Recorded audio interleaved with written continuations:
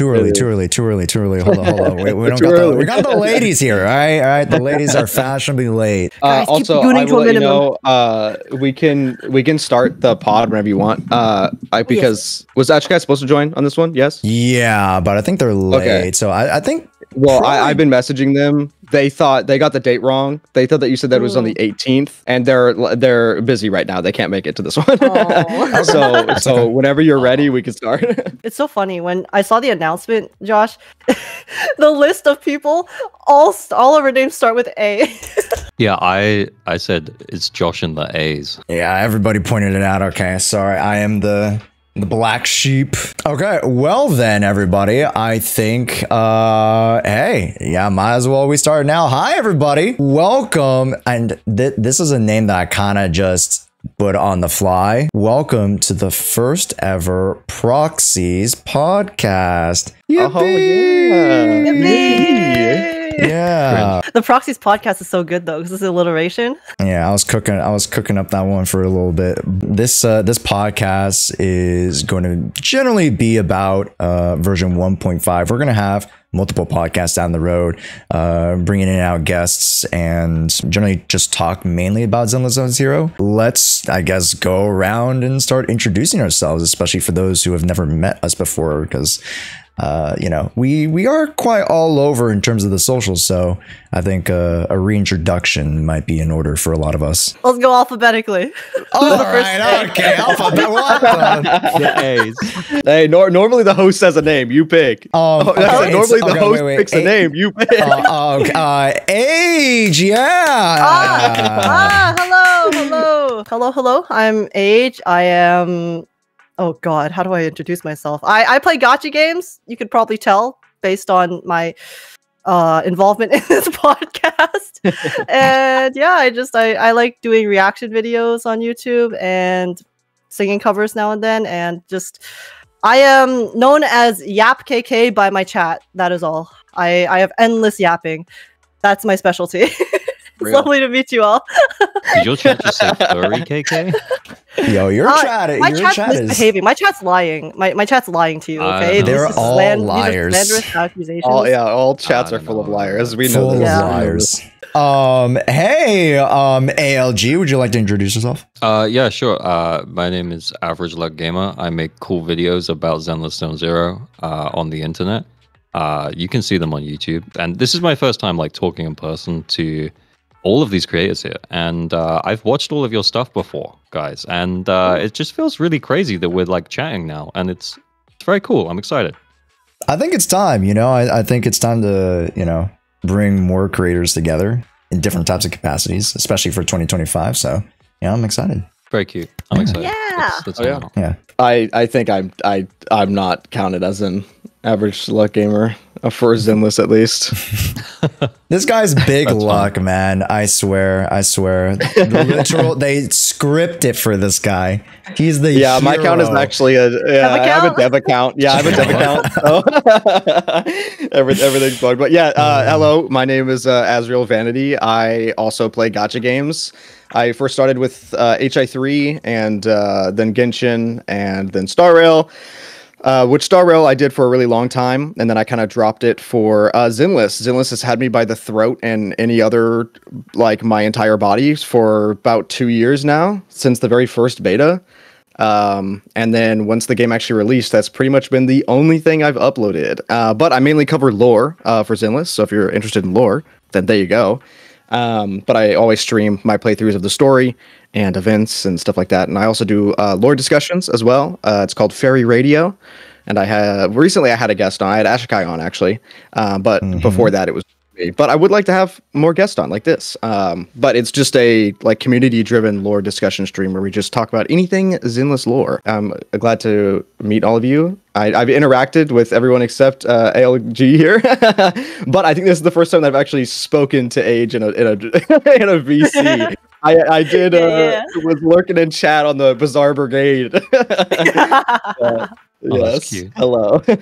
we were trauma bonding. But yeah, okay. Why don't we get started, everybody, with a nice little question. First off, out of five, what's the camera bang boo called? Snap? What do we call Snap, it? yeah. Snap? Yeah, snap. Out of 5 snap boos, what do we rate the special program content? Who's going first? We'll go in the order that we introduced. That'll be easier. The host should go first. Host should show. Oh yeah, true. Okay, Actually, okay. Yeah. No, but I feel like, you know, I should be the last. Okay, I'll go first. I had a number in mind. I was thinking a nice 4.3 Out of 10? out of 5. Oh. Sorry. Okay, out of 10. Sorry. This match That was dog shit. We'll go 8. We'll go 8.3, even though that technically is less than the ratio I just gave, but yeah, it's okay. Out of 10. Okay. Yeah. And we can around that ballpark too. We can talk about like the why later, but what's our numbers, everybody? I'm around like an 8. Yeah, 8 to 8.5, just around the same as you.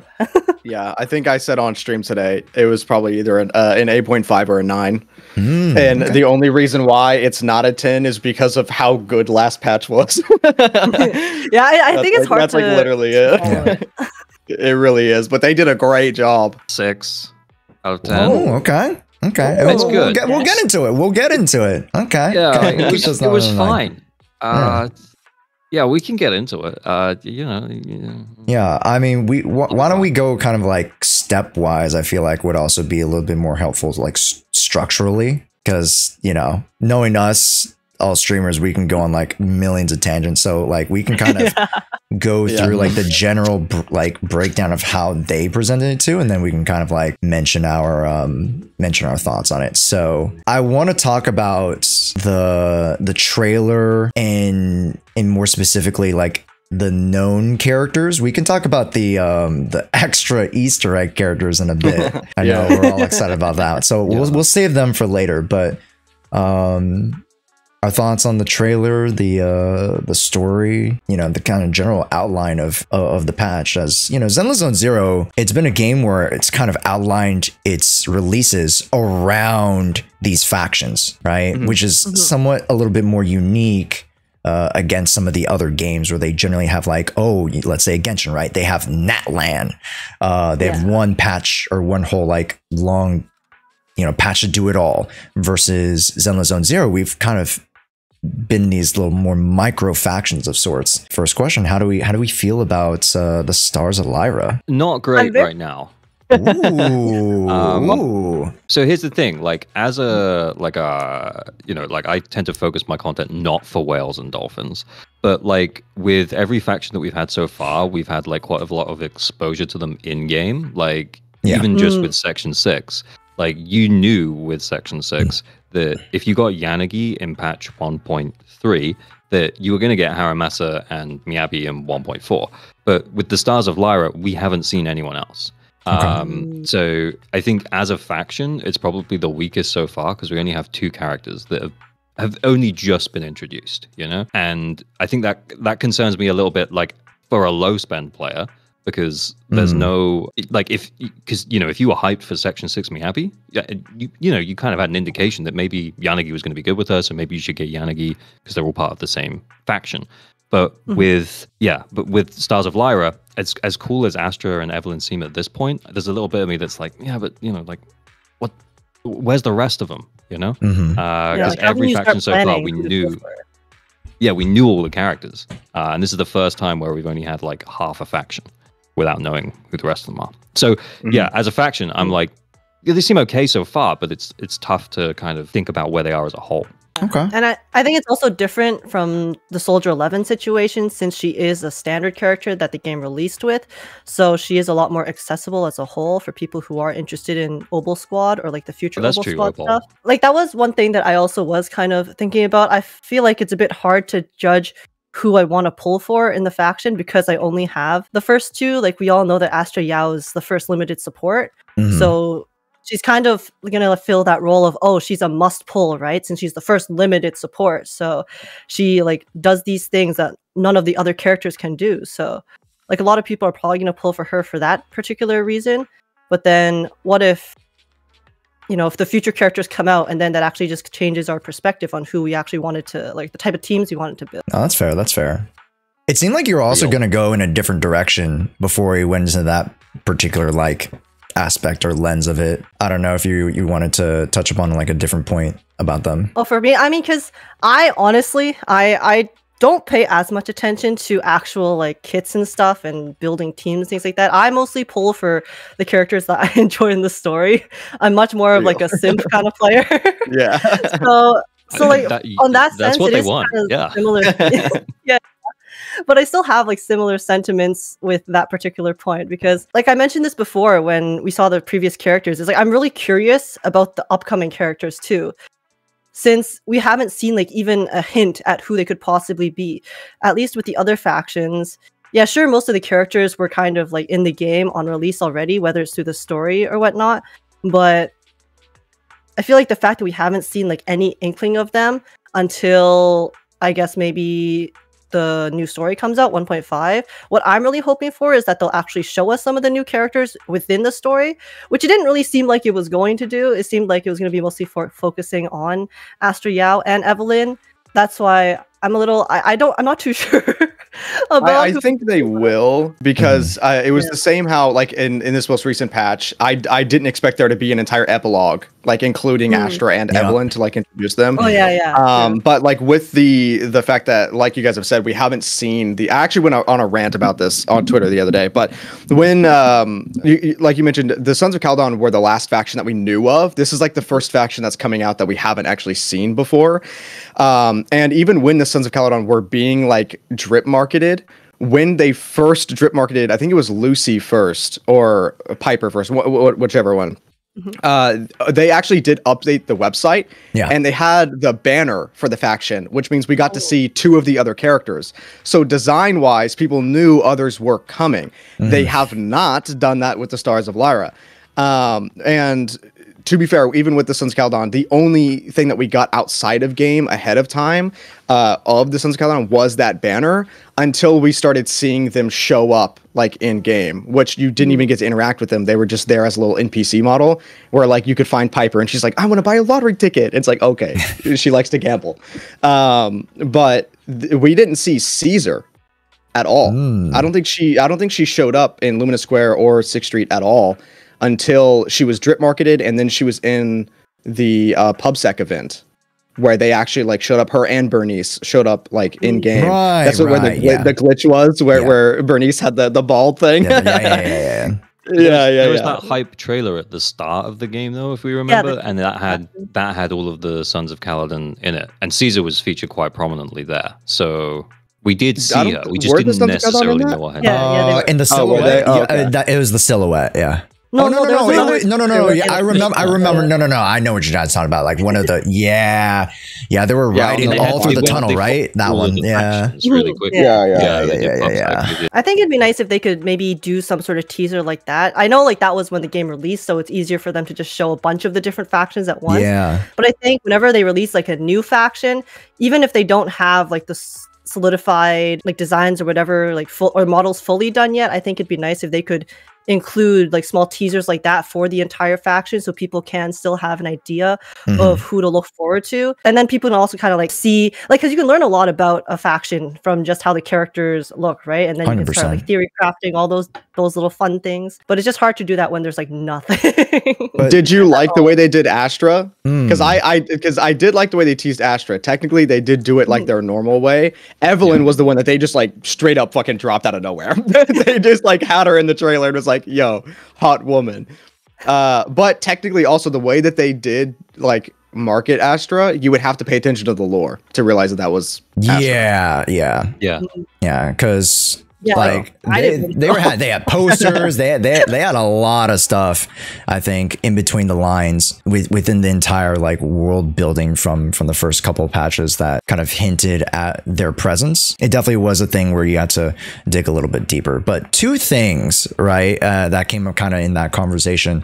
One is that when it comes to teasing factions, do you think that they didn't tease this faction because this potentially is a smaller faction than we believe it to be? Because I don't know. I mean, because imagine this, right? If we go into a 2.0, let's say, you know, I don't want to say that this is going to be it, but a lot of people have been speculating the VTuber angels to start showing up, and that could be the larger overarching larger faction alongside maybe one or two other factions that could be the staples, just like how PubSec, Sons of Caledon, Belobog was for 1.x. So potentially we could see that the Stars of Lyra as a sort of smaller faction, but yet sort of that bridge that brings us into that next larger narrative storyline. What do we think about that? I don't think they're going to keep it at 2, if that's what you're saying. I do think they're definitely going to have more, because so far, I agree. Technically, if we're going to go like actually lore wise, the lowest faction we have is PubSec with 3, because Jane Doe isn't actually a part of PubSec. She's just hired to work with them, and that's why she's literally not listed as PubSec on the website. Yeah, faction unknown. So I think there'll at least be one more for Stars of Lyra. I think the fact that it's literally just called Stars of Lyra opens it up to just a lot of different types of celebrities that they could add on in the future. Yep. Because we have seen the opportunity that they will add characters to factions. Technically, it was still in the launch, but Nekomata was not a part, lore-wise, a part of the Cunning Heiress until the end of chapter 1. And they opened up an opportunity for Pulchra to be added to the Sons of Caledon in the story of the Outer Ring. So that is an opportunity. Like Bernice literally just invited her. So like there is It's coming. There's a chance. No, for sure. And then kind of the second point that I wanted to address, which you kind of alluded to as well, was that, and this is a great time to start bringing it up now, is potential other extra characters, because we did see in a few of the frames 2 more distinct characters that are, you know, a little less NPC looking. One of them with, I believe, an umbrella, and then one with the top hat and the very long hair, which you know, quite a few people have been speculating to be one Mr. Hugo Vlad. So I'm very curious. And when it comes to the Stars of Lyra, right, it doesn't just have to be idols or singers, right? We have a manager, maybe you know, the guy could be a you know, one of those like talents, what do you call it, those like talent seeking people, scouters, yeah, like a scout almost, right? You can picture him as that, maybe. And then maybe we scout the umbrella girl. And then as well, I think in one of the mini game events, I believe it was either the 2048 one or the flagship Bang Boo event, that we are going to see an extra NPC. And then one of the devs was like, we should not talk about who's going to show up in that. I believe one of the 2 could be showing up as sort of that Bernice Caesar tease in that Bang Boo like flagship event. Event. Exactly. I actually think it'll be a different character. Ooh, okay. Oh, really? Yeah. Like I don't know who. I don't know who it's going to be, but because they did say NPC, right? Yes. Okay. I don't think it's going to be those 2. Okay. I don't think they want to even try to like accidentally classify as one of them as an NPC and then them be playable. So I think it will be like a different character as opposed to those 2. But we'll see. We'll see. Again, yeah. They, you know, they kind of keep it on the wraps. Yeah, I guess whenever they like tease new characters, they're more like, oh, you'll see a special, like maybe like a familiar face or a special. Yeah. Okay, got you. Yeah, it's usually how they do say it. No, there was a lot of lore things, so this might be more around the wheelhouse of Age and Az. But are there any lore tidbits that kind of stood out to you that are going to be like big, you know, flashing headlight, you know, sort of pieces that we're going to have to look forward to in the story? Yeah. The biggest thing was actually they mentioned a name. It was like De Winter, Mr. De Winter or whatever. Yeah. And with the voice lines that they were saying whenever Astra was seemingly being attacked, I think what is going to end up happening in the story is we're going to realize, because of how close Astra is to Tops, that she probably had to do something that Tops like made her do. And so people are going to start blaming Astra for potentially the death of Mr. De Winter, because they did say a tribute to him. And also in Azrial's original trailer, there was someone that was holding a picture of a guy that was watching the concert from up above, and it was the same arena. And I can't imagine that the dude in that picture is alive. So that guy could possibly be Mr. De Winter. Mr. De Winter. Okay. Oh yeah, so I mean, De Winter maybe could have been like a previous celebrity that also was a part of the organization. That maybe something tragic happened to it, and then Astra could have been involved, and then there's like supposed to be like a big scandal. That's why you have these people trying to take down the corporation as a whole, because they think it's like corrupt and blah.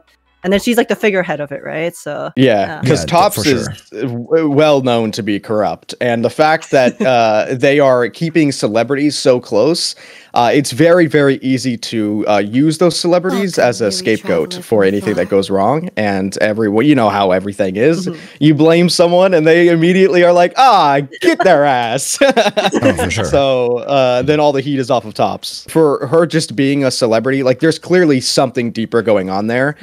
In the epilogue where we had Astra and Evelyn, Astra snuck away from a Tops meeting, and their cover-up for her being there was that she was performing for them. There is no reason for there to be a celebrity performing at a business meeting. So clearly she's like actually doing something for Tops, and the fact that she was close enough to actually steal prototype HDD tech to use to connect to the Snap Bangbu and the Snap event. I don't think she'd really be able to do that if she was like just a celebrity.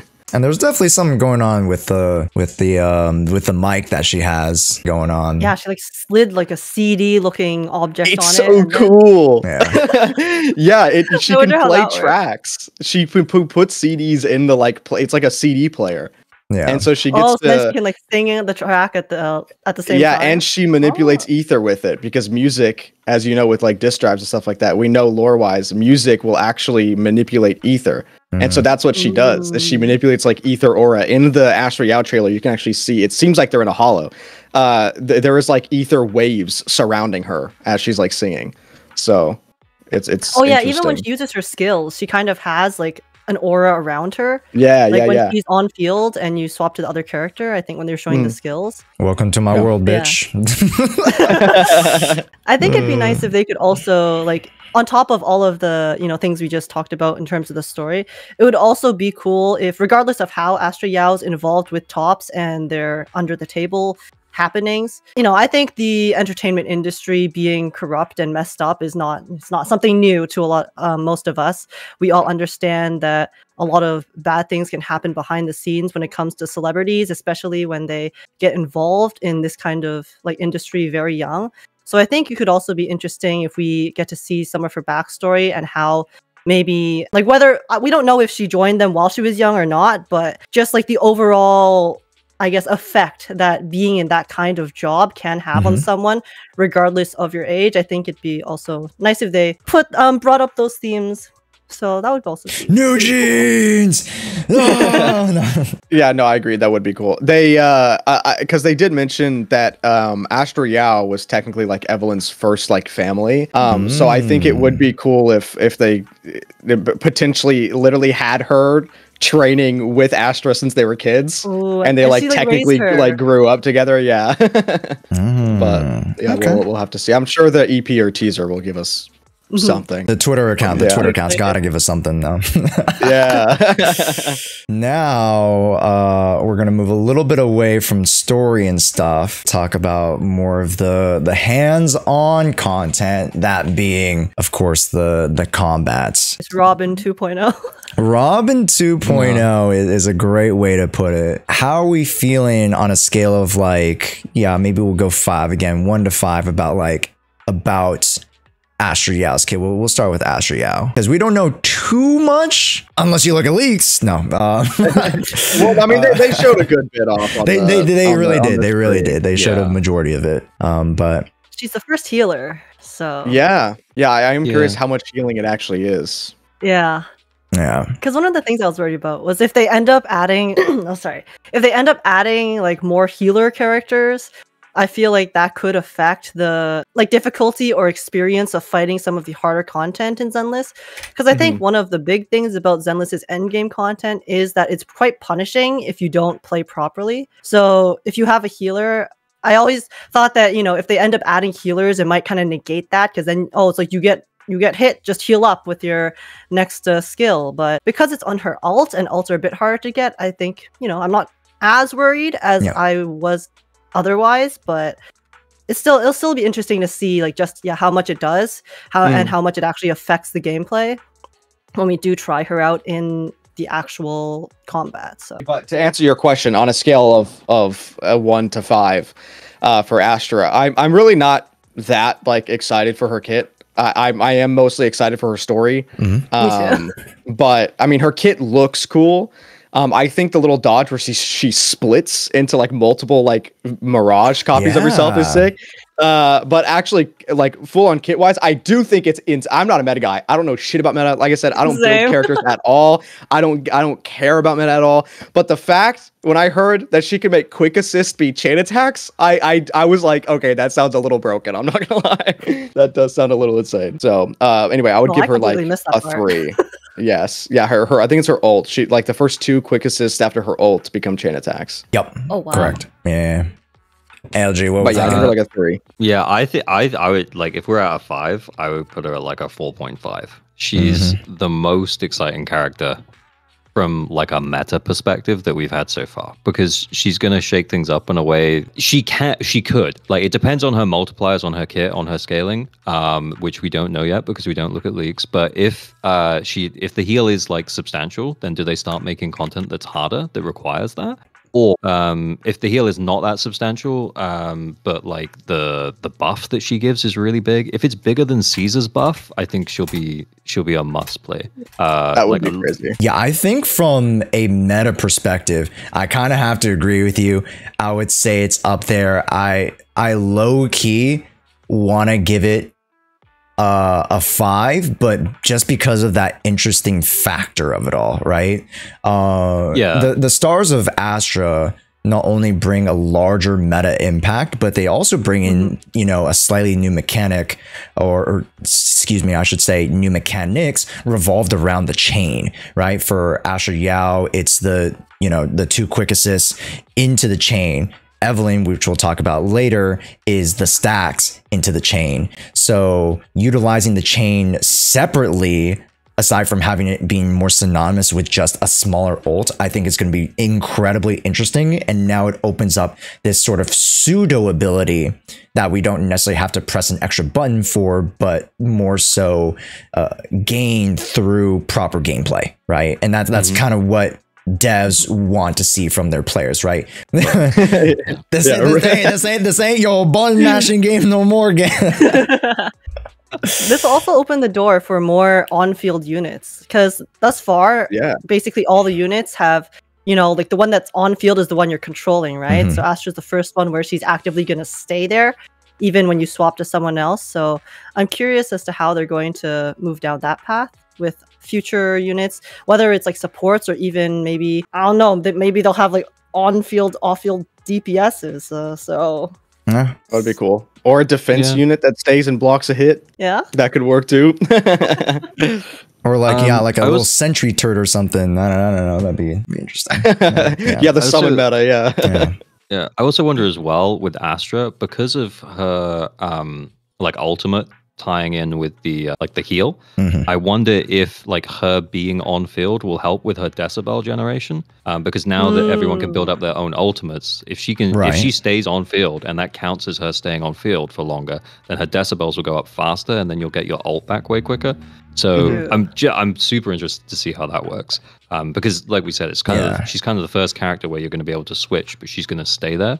So technically, from like what they said, she technically switches off field, so I think she's going to be considered off field, but obviously we would have to like get a confirmation on that. But they said when she switches off field, and Frank in chat saying that ult synergy tying in as well to Evelyn's kit, because you can then trigger like 2 quick assists, and then you can switch into Evelyn, and then she can do it on her own as well. So then that Astral Voice disc set as well is going to be like the 3 stacks. You're going to be able to do them like bang, bang, bang, super quick, bang, bang, bang, and then like that's like the max like 24% buff, damage buff, straight damage buff. Also, I don't know if they said it, but it looked like Evelyn also had a quick assist. Like she did a skill and then they quick assist to someone else.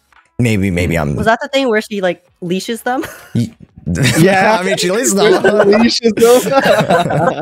Yeah, she does. Sorry, I was too busy gooning during Evelyn's kit reveal to really pay attention to what was happening. She's one of us, boys.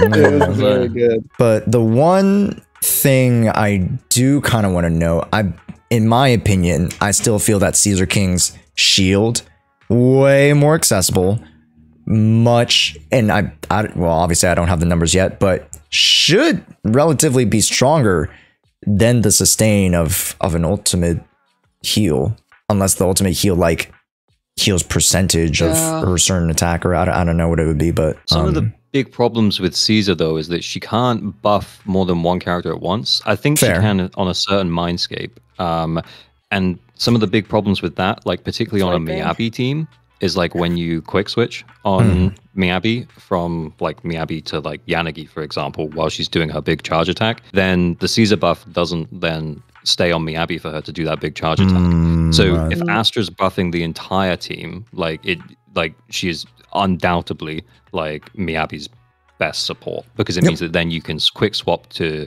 Yanagi or Sukaku to get the buff up or the disorders on, and then you can use Astra to like continue that buff for Miyabi. So then you have no downtime. You don't have to stay on Miyabi to get the Caesar buff. Exactly. I think if she's buffing the whole team and we get more characters like that where they get big attacks and gives you opportunities to do quick swap stuff, then Astra's value will probably only increase. And I think with the skill ceiling getting higher and higher with these new characters getting introduced, with more mechanics and stuff, I think that I honestly think her value is only going to go up, which is why I said 4.5 out of 5. I think she's going to be really there's quite the universal factor with her, right? It's not just like because she's an ether support, she's not dedicated to ether by no means at all. Okay. Now everybody's favorite subject, Evelyn.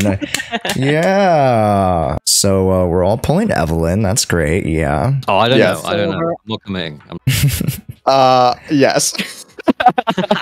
I absolutely play for Evelyn. But really? Evelyn.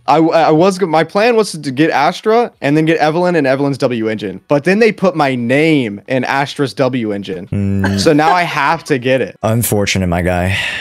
I know. Unfortunate. I know. It'll be okay. Yeah. I can make it work. Because I mean, I have extra attachment to Astra, even just outside of everything else. Because, well, I like singers in general in games because I like music, and then also she sings in Cantonese, which is the language I can speak. So seeing Cantonese specifically in games is a lot less common than Mandarin typically. So I have I kin her. I remember seeing your reaction to that, and you're like, "Is that Cantonese? Am I shit at Cantonese?" I can't understand a word she's singing. Yeah, the written language is very different from the spoken language, which is the only one I know. So whatever she sings, I don't know what she's saying, but I could tell it's Cantonese. Yeah, and it sounds pretty. And that's what matters. Not gonna lie, I wish Evelyn and Astra had swap phases so I could use anything left on Astra. It is an interesting sentiment. Yeah, for sure, 100%. I feel as though quite a few of us are very, very well, happy that Astra came first, and then we can use the couple extra, whatever pulls to use on that banner first. So, but I think I'd like to get both of them, but I think if I had to choose, I feel like Astra's. I think I said this in a video the other day, but I think Astra would enable me to use all of my waifu teams, but Evelyn is just one waifu. Yes. Like that's the way because she's hopefully she's like such a good support. It depends on her scaling and her multipliers, which we don't know yet. But if she is really good, then she'll enable you to use not as good teams or not as well built teams, because she'll be able to carry them with like massive buffs. You know, I'm not gonna lie, like, you know, because me and ALG come from more of like the theory crafting side, where we you know, look at, you know, things from more of like the combat perspective. I think you can kind of agree with me on this one a little bit, ALG. Like, the DPSs generally require, or generally like to have, their more signature options versus some of the other supports and, you know, the defensive characters and whatnot. Although, you know, they can definitely benefit from them, but they can be a lot more better off on, you know, I'd say more budget options and such and such. So, you know, from my perspective, I'm looking at Jshoea having some really, really, you know, solid energy recharge options, and then maybe like just pumping her with whatever scaling stat that she has. Speed through Evelyn's kit just a little bit. We could talk about her all day aesthetically. She has 2 stacks, or excuse me, like two forms of stacks. How do we feel about that? I didn't really pay attention. I was too distracted. Again, I reached out. We're all distracted, huh? Okay, we're all distracted. Did you see the ult animation? I mean, be for real. I was just looking at her you know, hey, as a graduate with a degree in you know, film and art design, I went and did a case study, frame by frame analysis on the ultimate. Yes, of course. Yes, for science. Anyway, so what are these stacks? Yeah, so essentially, she gains stacks by dealing fire damage with her. What's it called again? Garrote. It's like the name of it's like, yeah, apparently it's the name of the wire, or like Garrote. Yeah, but it's like we'll just say Garrote. Chat will flame us if it's wrong. It's fine. Yeah. So there are multiple ways you can you know, gain those stacks. Kind of like Qingyi, how she also builds up to the electro battery stacks. So too does she build up that, and then those once you do the charge attacks, those add your points to another stacking mechanic, and then if you use, I believe it's like 2 or 3, then you unlock the chain attack, separate from the stun. So and then her jacket comes off too, right? No, I don't think. I think the jacket stays on there. But when I don't know what the trigger is. We're about to find out. To remind you, we'll find that out. Age is going to do very, very, you know, dedicated testing to find out the specifics. For science. Yeah, for science. That's her bonus if you have another fire unit on. That's it. It just, there's no actual like bonuses to her stat. It just takes the jacket off. Exactly. So you get extra motivation. The extra fire burns it. Yeah, exactly. Yeah. To ruin the fun, though, the jacket does come off during the ultimate. Okay. Yeah. So like during the gameplay, they were like, okay, yeah, the jacket will come off during the ultimate. She gets into a new state or a new status, by which most likely she gains like certain extra buffs. It probably has to do with the core, but they didn't really elaborate on that. She gets 1 extra bit of her like trigger, so you have to get 3 stacks. But like after you've taken the jacket off, you have 1 as a default. So then it's you only need to do 2 of the thingamajigs, the garrote things, in order to then reach the point when you can trigger the chain attack again. So hearing that, I would have to assume probably one of her mindscapes just makes it where you only need 2 instead of 3. That's what I'm thinking. It would go 2 instead of 3, so you don't have to proc 1 of them. Yeah, I agree. Yeah. Just like jacket mode +1. No jacket mode +1. Yeah. So you can wail to take off her jacket faster. That's great. You know what? I haven't. They didn't have. They didn't have so what her. You're telling me is I pay money. This woman takes off her clothes. No way. I mean, have you seen some of those Mindscape arts? That's what I was about to say. We haven't seen the Mindscape art. I need to see that Caesar, or not Caesar. Caesar's on the mind. That Evelyn Mindscape art. The Evelyn Mindscape is gonna go crazy. Okay, I'm sorry. I will keep the gooning to a minimum. I apologize. I'm just so happy you're one of us. That's fine. Easy. You should, yeah. I mean, the lighter. That's how I know all the lighter stuff. What happened with the lighter stuff? Yeah. Who M6 lighter here? Anybody? Show of hands. Show of hands. Who would do that? Yeah, who would pay an absurd amount of money to strip a character? Oh, crazy word. I wouldn't have done that with Miyabi for sure. I will say though, I've said it the entire. I will never M6 a character ever again. I only M6 Miyabi because I lost that bet 2 years ago, or like in the first closed beta test.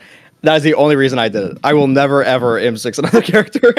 I don't think you need to, but you know, she in any Gacha game. Totally don't need to. Yeah, you'll be fine. That is true. Yeah. You're good. I'll be good. Yeah, I mean, Lighter was my first M6 ever, and I think he's probably gonna be my last M6 ever too.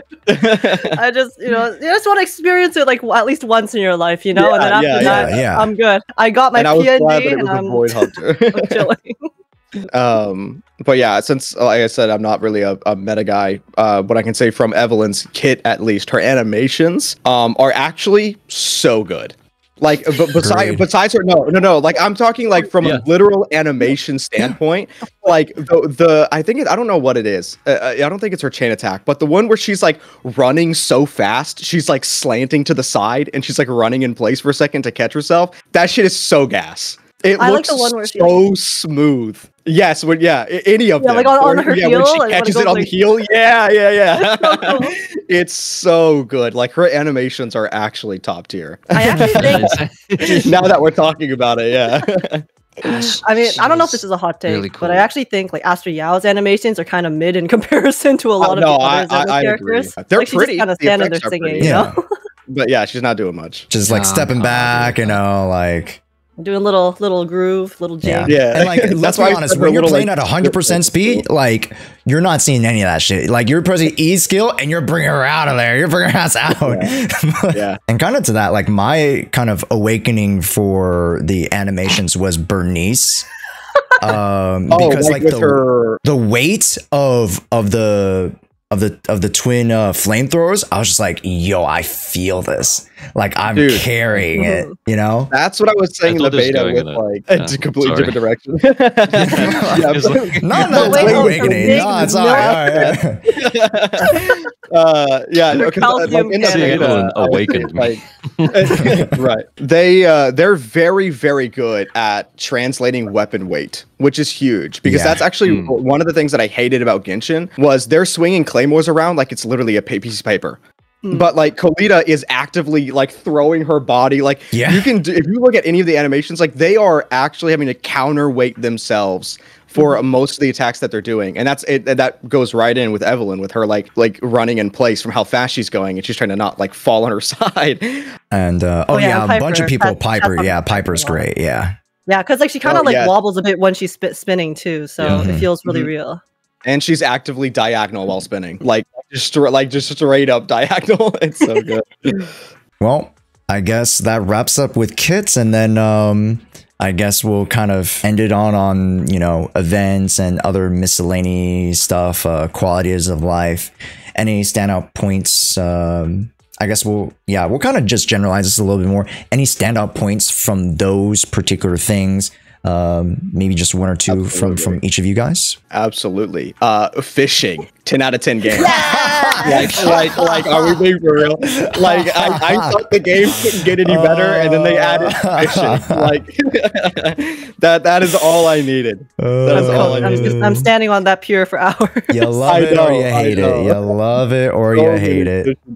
Oh yeah, chat's right too. The addition of like event wallpapers is super sick, as opposed to like just character wallpapers. Yeah. That's nice. I do like I'll that. go on record though and say that the color scheme is it's not giving. The color scheme's it's a bit too much. It's very pink. Yeah, I think the problem. No, go on. You can go. No, you were going to say something like useful. I wasn't being productive. I think the main problem is that they used way too similar of a pink to her hair, and it kind of blends in. If they used a separate pink, I know you said yellow, and kind of like a Kill Bill thing. Yes, I was mentioning that, the Kill Bill.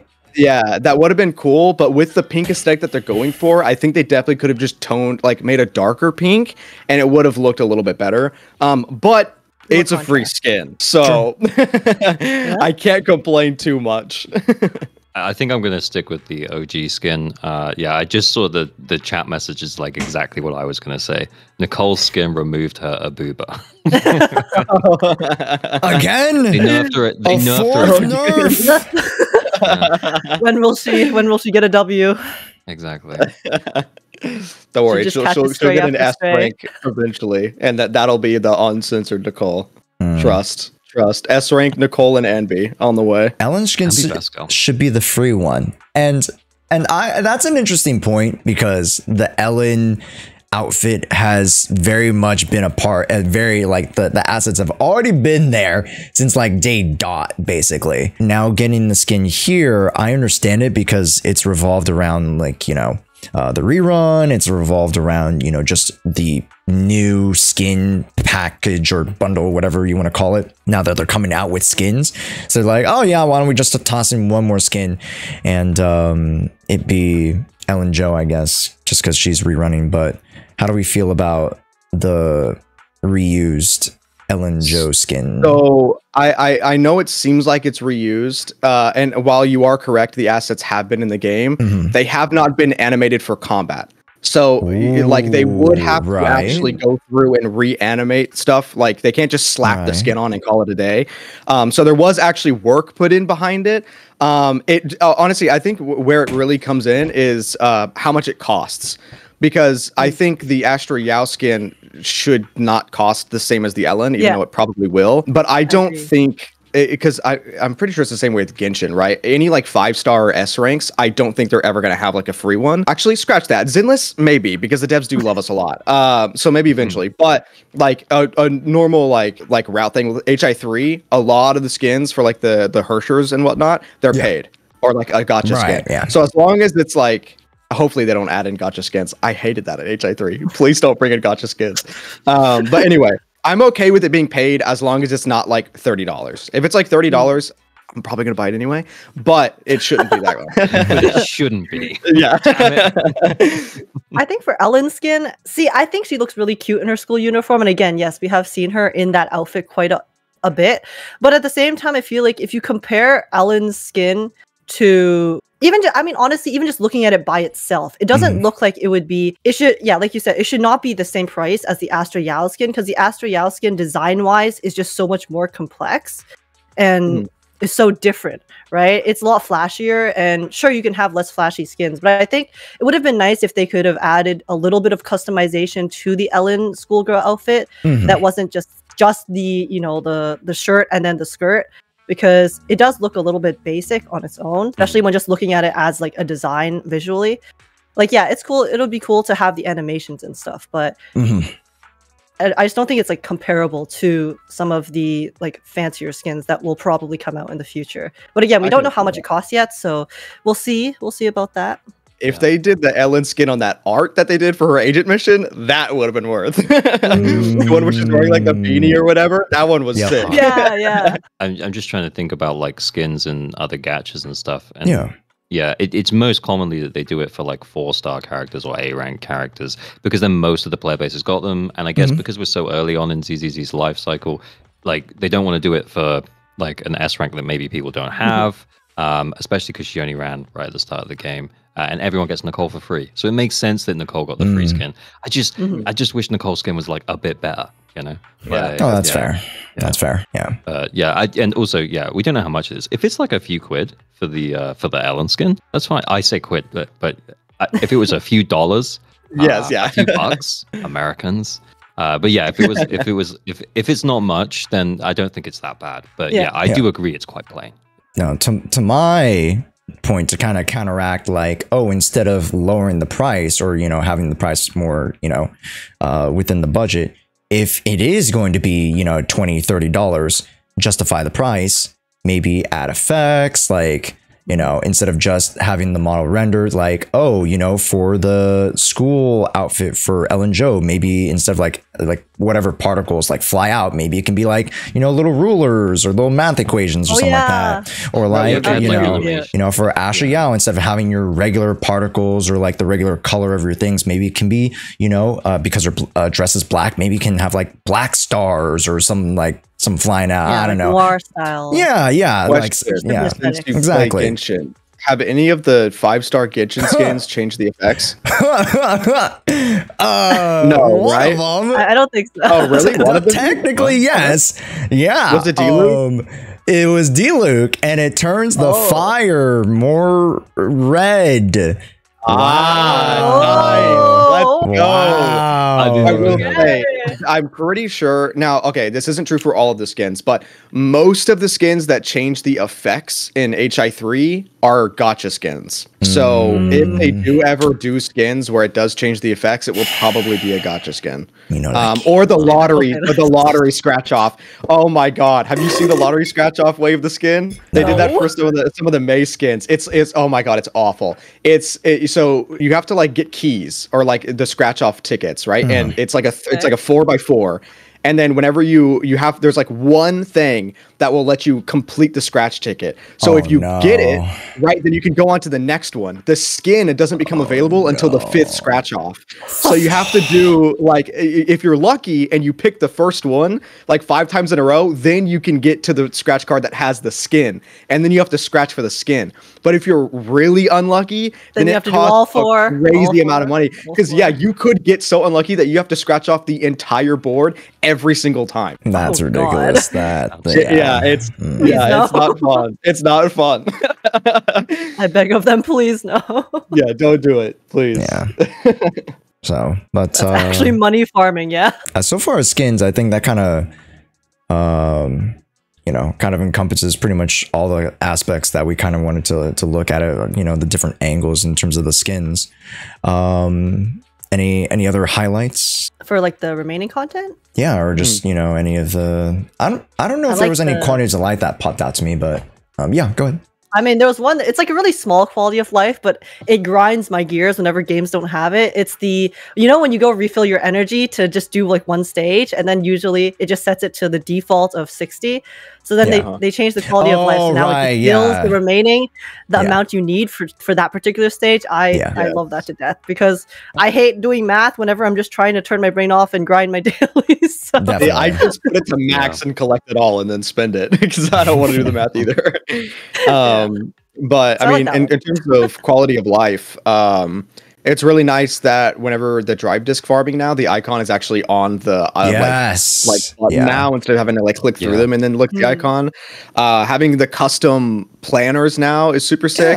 Now they just need to make it one step further where people can upload their own custom things and let people download them. That way meta people can just like make their own guide and have like a code to it. And if someone's on the same server, they can just type in the code and download the plan. That would be, I know, wouldn't that be crazy? I can also get flamed by the game for building my character wrong. Exactly. And it's weird because they make it seem like that's already a thing. Because when you click on like change plan, it connects to like the Internaut system, and it has like it says it's made by a user. But the user is just a bunch of random numbers. So like basically what the UID would be. So if they just actually like the foundation is there. I'm not even a meta person, and it's like just add it in. Like it would be so nice. But besides quality of life, I mean the Bangbu, the Fall Guys Bangbu event is kind of huge. we need that permanent. I think everybody, it hasn't even come out yet, and we're just like leave it in the game. Yeah. Yeah, just don't take it away. They're adding all the mini games into Zenless. We've had Arc Knights, now Fall Guys. We're gonna get we're Subway Surfers. We have Subway Surfers 2048. We have 2048. We're getting that too. And then I was saying, oh, it's 2048. Oh, yeah. I was like, I wasn't sure what that game mode was. I was confused on what it was too, because it showed up and I was like 2048, and I was like, because it was the phone, right? I was like, wait, did they give a year? I was like, is it 2048 like year wise? And they're like, no, the game. And I'm like, oh, my bad. I was saying earlier, the next mini game that they were gonna add to the arcade, Balatro. I'm hoping for a Pac-Man game. Oh, that'd be fun. See them. Oh, Pac-Man would work. And you could have the bang boos, and then they collect like little or the batteries or something. Yeah. But I could definitely see a card game, especially because they've started introducing like bringing like other like characters with you, and you could play against the other characters. That would be kind of cool. Not Balatro, but not Balatros, but because Balatro's like, very intricate. Just like some of the basic. In Persona 5 they have Tycoon, and then you can play with that's crazy your fun. Team. Tycoon is very and it's good fun. And imagine doing that and then like having like Nicole whinging about you taking all that money. It'd be great. Yeah. Add Monopoly, and then I can start flaming my characters. I can mold against my faves. No, but the vents, I think, they've kind of doubled down. They're like, oh yeah, okay, so we got tower defense, we got XYZ game modes. Let's just keep stealing all these game modes, because I mean, hey, we're not saying no. It's really nice, like as an HI3 player, seeing them do it, because I know Genshin does events similar, like they've had the archery. I don't know, I don't really play Genshin. You know what I'm talking about, though. They have that's our most prominent one. Prop Hunt is our most prominent. Prop Hunt is there. But like HI3, they also did a Fall Guys thing. They've done like a farming simulator. Like they've ddone the Plants vs. Zombies game mode, which actually technically we do have the PvZ game mode in the game in Zenless, but it's through the TV system. And I did love that mission. That one was very good. But having like it's funny because if you take that same game and you put it outside of the TV system, people will like it. But if you put it in the TV system, people hate it. But yeah, that would work too. Like a PvZ event. There's a lot that they could do that I would love to see them continue with. Speaking of the TV system, though, I do hope that they make more mini games in the TV system as well, even for events. Like not like the arpeggio faults. that was a little bit. That was ass. I'm not gonna lie. I love the TV system, but that was way too tedious. Yeah, it was something like Amelia Golden Week, right? It feels like that arpeggio fault system, like this. I think I'm metagaming this in my head, like way more than I should be. But it feels like that TV system. I feel like the devs hate the TV system, and then so they dropped it, right? And then they did the arpeggio fault thing, and they purposely made it absolute dog shit trash. And so then bad feedback, and then they get loads of bad feedback. They're like, "Oh, we tried to put it." Here's the thing, though. If they did hate it, they would have kept it for so long. But yes, I have seen people say that. Yeah, but it's cute because have you seen the secret and the arpeggio fault? If you do the password at the end. Yeah. Oh no, because I never finished the event. Yeah, Okay, well, do you care if I spoil what the secret is? Oh, no, you can go ahead.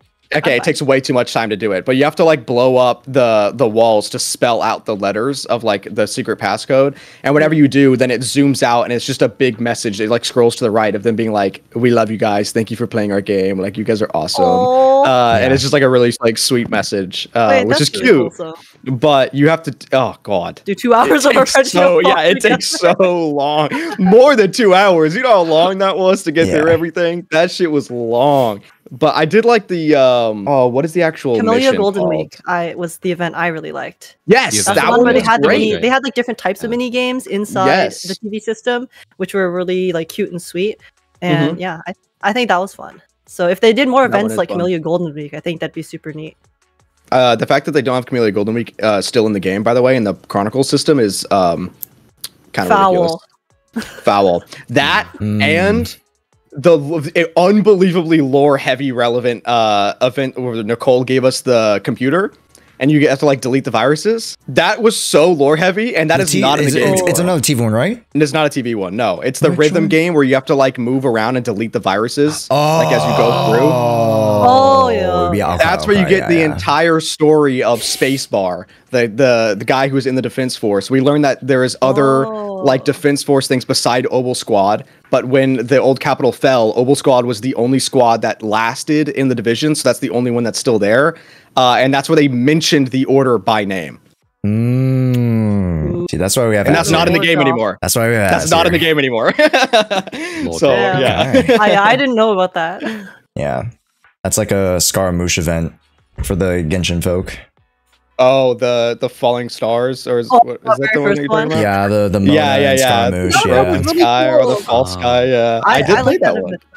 But it was like it dropped so like it was actually back then that was one of the first big events that really dropped lore stuff since we didn't really know much about Genshin and Tevat at the time, and it completely changed everything and the perspective that you kind of look at the world with.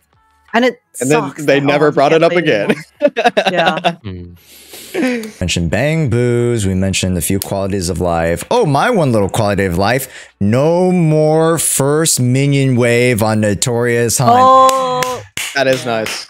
Yeah, good job, devs. Good job, devs. Why was it there?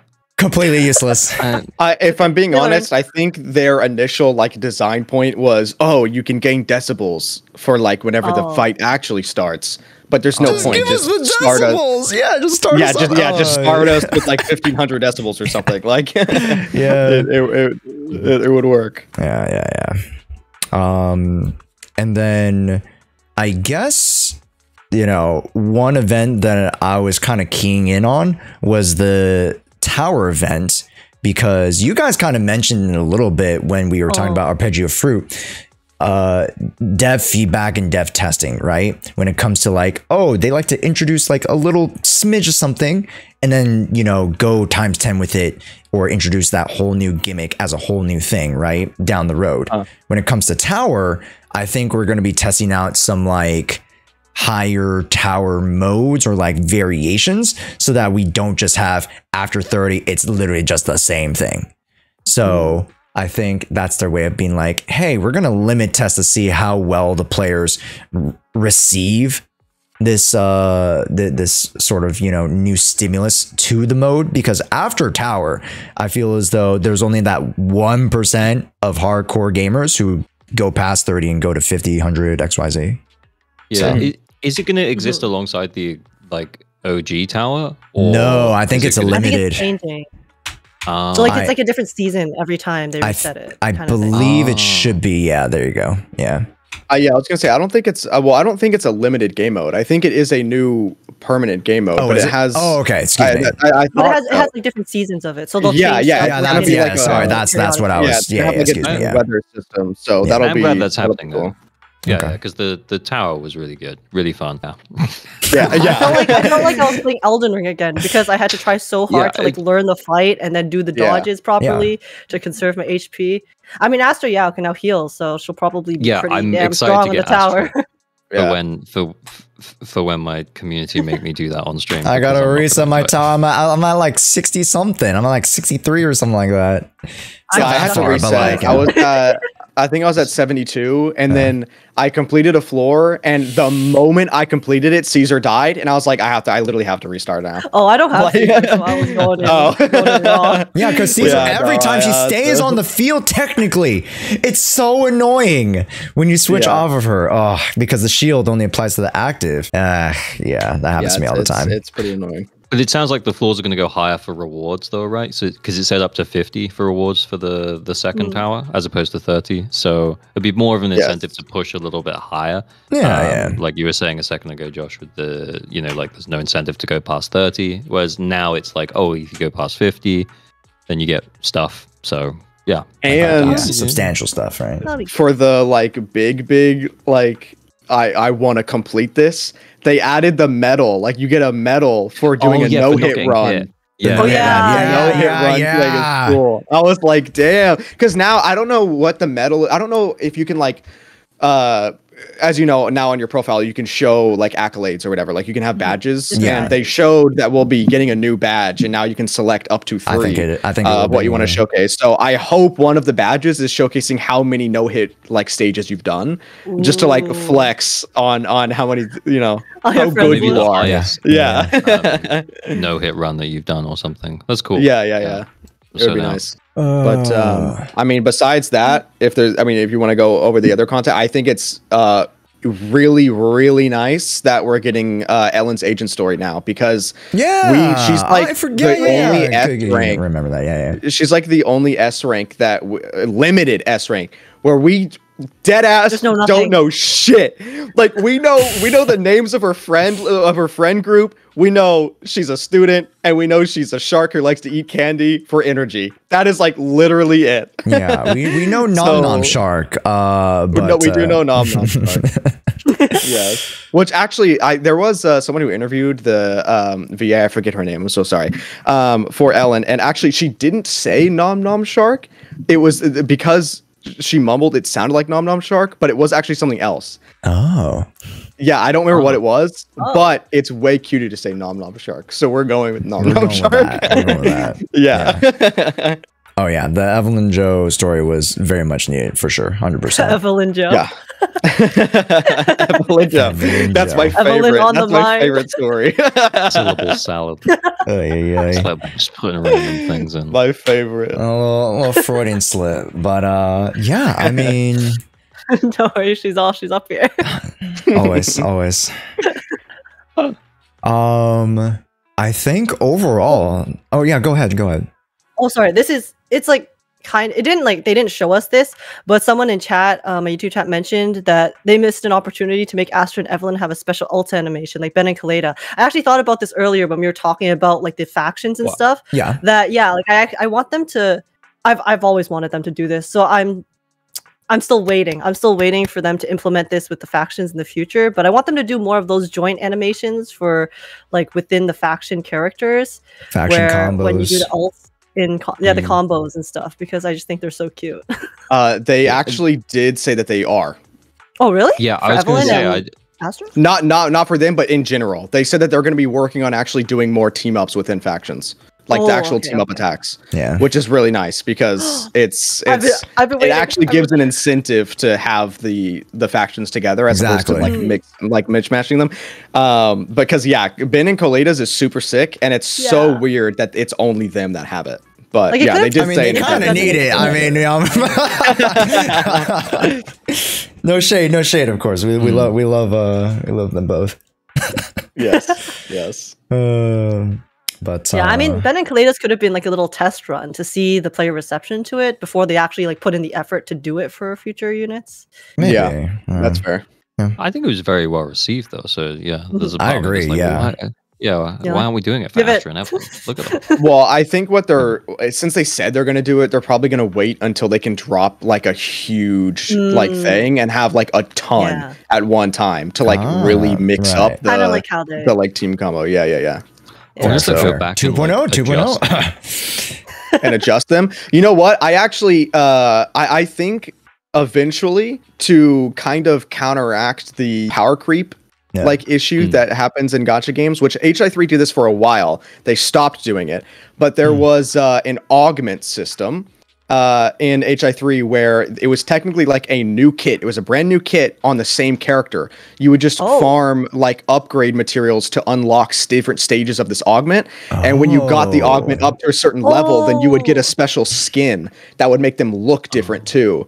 And so with the fact that they are testing the different skills and the new Lost Void thing, I think they could definitely in the future go back and actually add the fact that we can swap skills in on base, like on base character kits. That way we could have way more team opportunities of like, Yanagi's second skill works better with this other person's like second skill. So now they work together better.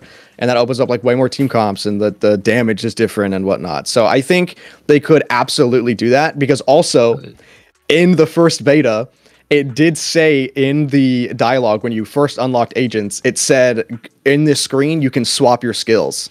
And that was not an option during the first beta, but the wording was there. So they might be working, on that in the background. Yeah, no, for sure. And like I think they're low key lore wise setting up. The two lore folk are gonna have to correct me on this, but the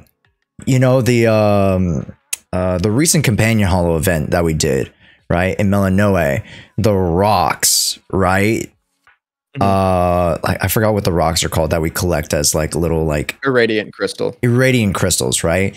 I feel as though just the way he knows it, I was like, no idea, man. Yeah, I feel like we're gonna be able to like get crystals or like different forms of like crystals and like attach them onto the character, kind of like a power band of sorts. You know, if in Pokemon like you attach like a certain power band or whatever, and you get a super evolution, or whatever, whatever gimmick they have in each of the generations. But like, you know, you get to attach like this ether crystal or like this particular Hollows crystal, and it unlocks a different ability of yours. Yeah, that would be cool. That's essentially what they could do as like the augment system, is have the crystals. However, I will say that crystal specifically from Milanoe actually affects inorganic matter, which is extremely not what normal Hollows do. Hollows normally only affect organic matter. And right. I guess slight spoilers if you haven't finished it, but they mentioned that Hollow essentially it's called a deviant hollow because the properties are so different. It is actively turning the land itself into an ethereal, like the inorganic land, like it's making a mountain-sized ethereal. That's not very good. No. No, it's not. Is that why like everything is able to like move and like adjust and kind of... That's why the land is super fucked up, like the color and everything. And because they're able to study these crystals, that's why the White Star Institute was able to very quickly engineer new technology to actually, this is the first time they've ever been able to do this, is actually tap into basically the like carrot data of the hollow and affect the land itself. Right. So that's why you see like the beams where it's like displaced and you can like line it up and fit in place. It's because it's using the data of what the land used to be and actually altering the data of the hollow itself. That's what it is. Which is unheard of. They've never been able to alter hollows like that before. Gotcha. Okay. But I know it's getting pretty late for some of us. So for today, any last points we would like to cover before we kind of wrap it up here? We didn't talk about the two new characters. So any thoughts? Any initial thoughts? Everyone was saying that the guy looks like a Venturi. I did not see that. I did see people excited that he had a hat. He's got the hat. He's got the long golden hair. You know, I feel it. I feel it. Yeah, I am still very I'm a Hugo denier. I don't have any evidence to say that is or isn't Hugo. However, as I stated on stream, I think if it was Hugo, he would look way more cunty. like be for real. That's a fair assessment. We saw how he looked during the Lycan mission, right? Like, I mean, it could just be like a low poly PNG, right? Like I'm a Hugo Coper, okay? Because I have been desperate for Hugo to return and give me a part 2 to the Lycon story quest. For no particular reason, of course. But right. But so I want it to be him because that means that we would be getting content for him sooner rather than later. So have you done, I know I said I haven't done it, but have you done the Bangbu Tower Defense thing? No, not yet. Okay. Well, so this is where his name came from. They do like say his name in that event. So he is like being built up to being released at some point, probably. And I assumed that the Mockingbirds were going to be like a nice side piece to focus on as an in-between between the seasons. So there is evidence that it is Hugo. I just want to be a denier for now. I just want to be a denier. I will be on hopium. Because here's the thing, I actually thought it would be really cool if it was another celebrity and bodyguard, and the umbrella person being a bodyguard, and that would fill out the Stars of Lyra thing. Because the only reason why I say that is because the girl with the umbrella has a very, very, very similar like butterfly moth thing on her tie that Evelyn has. So if all the bodyguards like wear that, then it would fit. And it would be cool, but we'll see. Oh. Yeah, because I was actually surprised with the like purple girl specifically, because just looking at her design, I mean, my immediate assumption is that, if they're teasing these characters now, then they're probably going to be more related to the current characters, the Stars of Lyra, who are coming out. So then, but when I look at the purple girl, she just looks so like aesthetically different from Astra and Evelyn. So I wasn't sure if she would be a part of that or not, but I guess we still don't know. But so I'm curious as to what her actual role will be in terms of the cast. Maybe she's not an actual, like, you know, star idol themselves. Like we kind of been alluding to that a little bit. There are more roles within the industry that we could see these two characters kind of fill. So yeah, and I think she could also be, like, maybe not necessarily part of the specific corporation, but if we're talking about like celebrities, right? Because you're saying how there could be other celebrities or just types of famous people that could also be under that umbrella. She has an umbrella. Oh, wow, funny. Nice. nice one. Under that umbrella of fame. I was gonna say fandom, fame. Sorry. My English is not Englishing. But like, so I was thinking maybe like a YouTuber, a cosplayer, something like that could also fit if they have these different occupations that could be just related to entertainment as a whole. That'd be cool. That'd be pretty cool. I could see it. Because I mean, it would be nice to have a big variation in that, but because of how somewhat close-knit factions are with how the characters actually are, yeah, I mean, they would have to be some. So the cosplayer would be cool, like an Internet cos, or well, actually, I guess Internet's illegal, so somewhere else, somewhere that's not Internet. But anyway, yes, that would be cool. For today, I mean, we can continue to, you know, shoot the shit a little bit more if we want to talk about stuff outside. But I think for the VOD and for the little podcast segment that we have here, I think that wraps it up, everybody. So we can sort of do some sort of outro. I did not plan for this segment at all. But I guess we can go around the table and kind of reintroduce ourselves and what we're kind of up to, I guess. Oh, am I first again? Sure. Yes.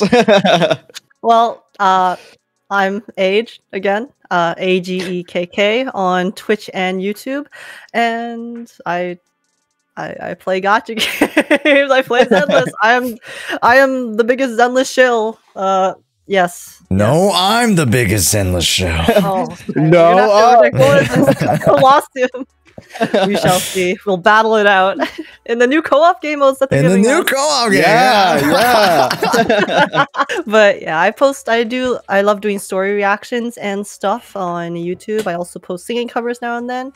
And yeah, I'm just happy to be here. This is really fun. I've really wanted to do more like collaborative types of discussions and just streams and stuff like this. So thank you so much, Josh, for inviting me. I am really, really excited to be here, and hopefully future ones too, if you'll have me. You're not coming back. You're not coming back. Well, yeah, too much. Well, it's fine. It was good while it lasted. Don't even know how to do a virtual cam. Get out of here. Yeah, my bad. I'll just go back to gooning, I guess. So to continue, I am Azrial Vanity. Like I mentioned before, I'm the biggest Zenless shill. I pretty much only post Zenless content now, and like I said, it's very, very lore-wise. If you ever want to come into the Discord or like my chat, I always talk about lore. You can ask anything. I obviously went on many lore tangents here on accident. I get very excited about the lore. I stream on YouTube and Twitch now, dual stream, cool. But yeah, that's pretty much it. These discussions are fun. And yeah, I always forget that we can just collab. Yeah. I recently did a discussion with Astra, and I'm like, oh yeah, I can do that. Like I could I could talk to other people on the stream too. So yeah, this is really fun. I appreciate you for putting it together and inviting us, and I will gladly yap everyone's ears off about Zenless lore. Hey everybody, my name is Josh. I do sort of variety combative content around the game, less so about story and less so about lore. So that's why, you know, we have a great rounded cast here. I do a lot of guides and quite a bit of theory crafting. You guys might have seen some of my guides and infographics on Jshoea Labs and on Twitters and whatnot.